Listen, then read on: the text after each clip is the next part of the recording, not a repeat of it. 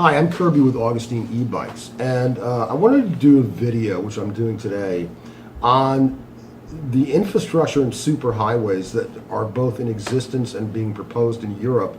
Europe became a really early adapter to moving people around on bicycles and e-bikes, and so one of the things that they had to do was create the infrastructure to do that, and the United States is following suit. It's taking us a little bit longer, but really infrastructure makes the whole ability for you to go to point A to point B, that's the key. It's, do we have the bike paths? Do we have the roads? Do we have the laws?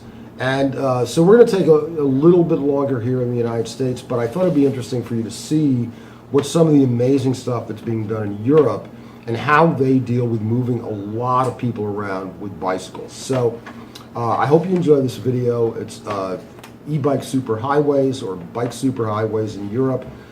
If you do, please subscribe below, and thanks again for watching our videos. Anyone driving anywhere in the world will encounter bike lanes, and even more so in the world's urban areas.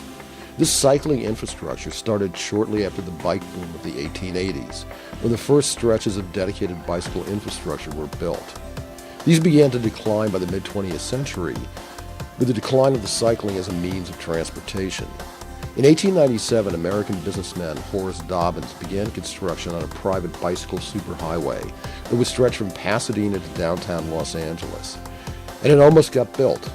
The first 1.25-mile stretch across Pasadena was in fact erected. At the time, there were 30,000 cyclists in Los Angeles, representing 6% of the 500,000-person population.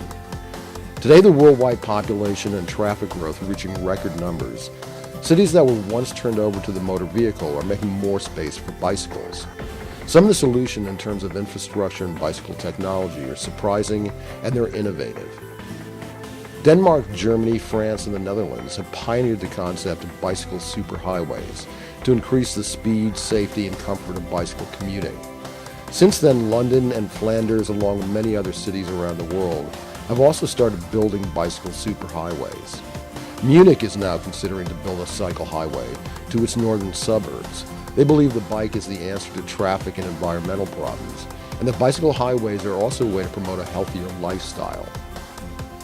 The physical design of the routes changes depending on the circumstances. It can include shared in-road bikeways, bike lanes, and cycle tracks. The first Dutch route opened in 2004, with many others added since then. The first Danish route opened in 2012 and was built with few stops and new paths away from traffic. Service stations with air pumps are located at regular intervals. In 2015, Germany's Ruhr Valley opened the first 3 miles of a planned 62-mile bicycle superhighway, connecting 10 cities and 4 universities in this struggling industrial area. The new bike highway, which differs from existing bike paths in that it is wide enough to allow bikes to travel at faster speeds in both directions. The new bike highway also features outtaking lanes and grade-separated crossings.